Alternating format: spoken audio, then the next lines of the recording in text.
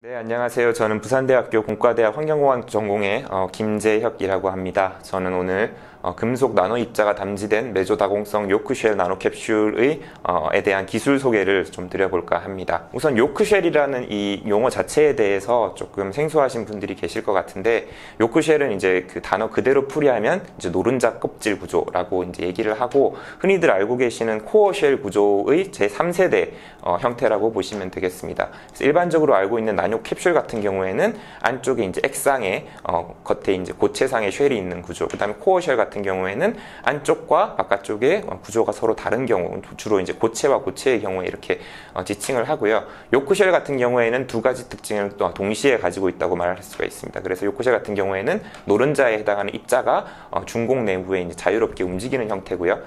그 입자는 이렇게 작은 입자가 여러 개일 수도 있고 큰 입자가 이렇게 하나일 수도 있습니다. 이런 구조를 이제 요크쉘 구조라고 하고, 많은 논문에서 이미 이제 요크쉘 구조를 많이 연구를 해왔습니다. 그래서 여러 가지 보시면은 이렇게 중공, 텅 비어 있는 내부에 금속 입자들이 이렇게 담지된 경우가 많이 보입니다. 그래서 저희 제조법의 특징에 대해서 말씀을 드리면, 제조 과정 자체가 기존의 방법들하고는 좀 많이 다릅니다. 그래서 우선 시드, 저희 같은 경우에는 이제 그 자성 입자를 도입을 해서 시드를 먼저 만들고요. 그 다음에 첫 번째 실리카를 한번 코팅을 합니다. 그래서 코팅을 하고, 두 번째로 이미 만들어져 있는 금속 입자, 여기서는 금나노 입자를 이제 겉에 데코레이션을 합니다. 그래서 이렇게 겉에 표면에 붙이고요.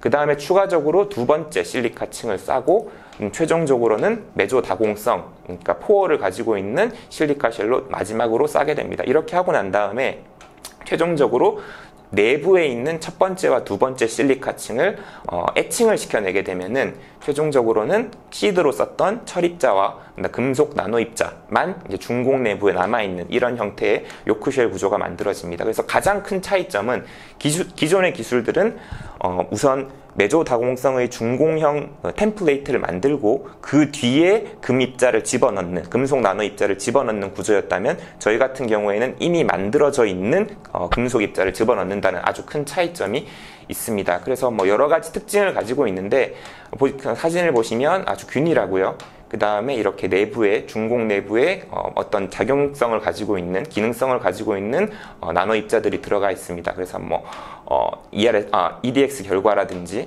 SEM 사진을 보시면 이렇게 중공 내부에 나노 입자들이 들어가 있는 걸 확인할 수 있고, 생각하는 가장 뭐 여러 가지 방면으로 응용이 될 수 있지만, 정류라든지 어떤 금속 나노 입자가 촉매로 사용되는 모든 분야의 화공 분야에 활용될 수 있다고 생각을 하고 있습니다. 그래서 수소 생산, 퓨어셀, 싱가스라든지 아니면 바이오 메디컬 쪽, 그 다음에 에너지 환경 쪽으로도 충분히 활용이 가능하다고 생각을 하고 있고, 또 다른 큰 활용 분야로 현재는 센서 쪽을 생각을 하고 있습니다. 그래서 보시면 철 나노 입자, 그 다음에 팔라듐 나노 파티클, 그 다음에 금 나노 로드라든지 금 나노 케이지, 특히 이제 이런 이미지들은 사실은 기존의 논문에는 전혀 보고가 되어 있지 않은 그림 형태고요. 왜냐하면은 이제 이미 만들어진 템플레이트에 나중에 이제 이걸 합성해 넣기가 너무 힘들기 때문에 이게 불가능했었는데, 현재 저희가 가지고 있는 이 기술로는 이런 복잡한 형태의 나노 입자들도 손쉽게 이렇게 캡슐화 할 수가 있습니다. 또 다른 특징은, 서로 다른 두 종의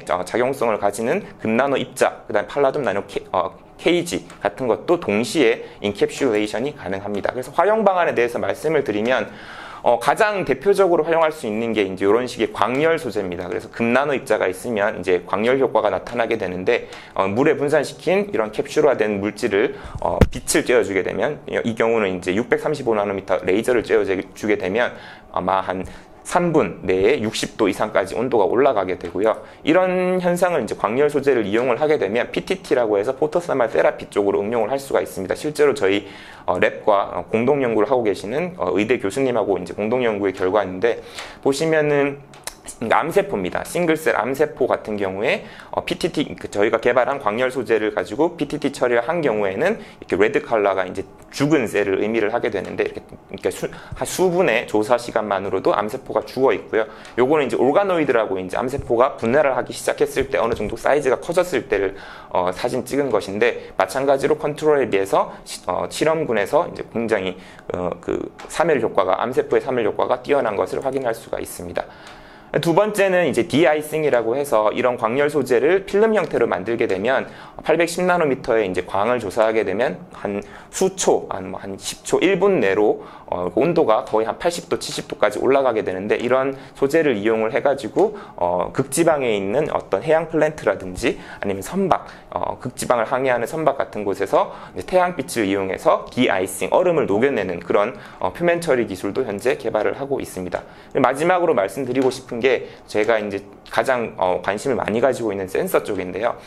이런 금나노 입자, 금나노 로드 같은 것들을 이제 캡슐화를 시키게 되면은 주변 환경의 영향을 최소화하면서 특정 몰레큘들을 디텍션을 할 수 있는 그런 기술을 개발할 수가 있습니다. 그래서 이 사진 같은 경우에는 금나노 로드가 캡슐화되어 있는 경우인데, 이렇게 캡슐화가 되어 있으면 이 금나노 로드가 그냥 물에 존재할 때보다 훨씬 더 리프로듀서빌리티, 그러니까 어디를 찍더라도 같은 형태의 썰스 시그널을 얻을 수 있다는 굉장히 큰 장점이 있습니다. 그래서 이 결과를 가지고 현재는 환경 쪽에 이제 오염물질 분석이라든지 아니면은 인체 내부에 있는 생체에서의 어떤 특정 분자, 그게 바이러스일 수도 있고 항원 항체일 수도 있고 아니면 특정 분자, 오염물질일 수도 있고, 그런 물질들을 디텍션을 하는 그런 센서 쪽으로 활용을 하려고 지금 생각을 많이 하고 있습니다.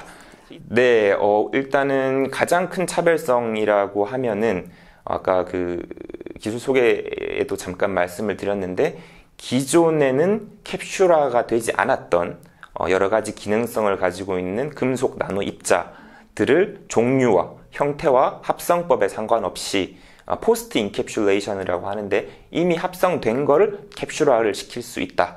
그리고 그 종류가 한정되어 있지 않다. 그리고 두 종류 이상의, 예를 들면 전혀 다른 기능성을 가지고 있는 두 물질을 혹은 세 물질을 하나의 어떤 컨파인된 공간 안에 집어넣을 수 있다. 그리고 그 공간이 외부와 매스 트랜스퍼, 물질 전달이 일어나는, 사실 이 연구를 시작한 게 사실 채 2년이 안 됐어요. 2년이 안 돼서 논문이 이제 억셉이 돼서 퍼블리시가 한 달 내로 퍼블리시를 앞두고 있고요. 여러 가지 응용 분야들, 이제 제가 주로 관심을 많이 가지고 있는 건 바이오 메디컬 쪽, 아까 광열 효과에 의한 암세포 사멸 쪽도 굉장히 관심을 많이 가지고 있고, 동시에 이제 드럭 딜리버리, 그러니까 중공을 가지고 있으니까 그 안에 약물을 담지시킨다든지 해서 광열 효과와 약물 전달을 동시에 할 수 있는 그런 바이오 메디컬 쪽의 어플리케이션도 생각을 하고 있고요.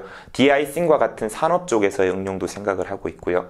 그 다음에 이제 맨 마지막에 말씀드렸던 센서 쪽을 이제 가장 최근에는 주안을 두고 현재 연구를 하고 있고, 만약에 기회가 닿는다면 이런 금속 나노 촉매가 이용되는 분야가 굉장히 많거든요. 이제 화공 쪽에서는 합성, 유기 합성이라든지 아니면 오염물질 분해, 환경 쪽에서는 오염물질 분해라든지, 특히나 굉장히 시장이 큰 예를 들면 정유 쪽이라든지 C1 프로덕션이라든지 싱가스라든지 이런 쪽에서도 팔라듐이나 백금, 혹은 전기화학 쪽에서도 전극 쪽에서도 굉장히 그런 카본 베이스에 이제 플라티늄이 도핑된 이런 형태의 전극 소재도 굉장히 많이 연구가 되고 있기 때문에, 그쪽도 혹시나 어떤 기업이라든지 산학 다 관련해 가지고 관심이 많이 있습니다. 그래서 그쪽 분야의 컨택도 굉장히 기다리고 있는 상태입니다. 많은 관심을 부탁드립니다. 감사합니다.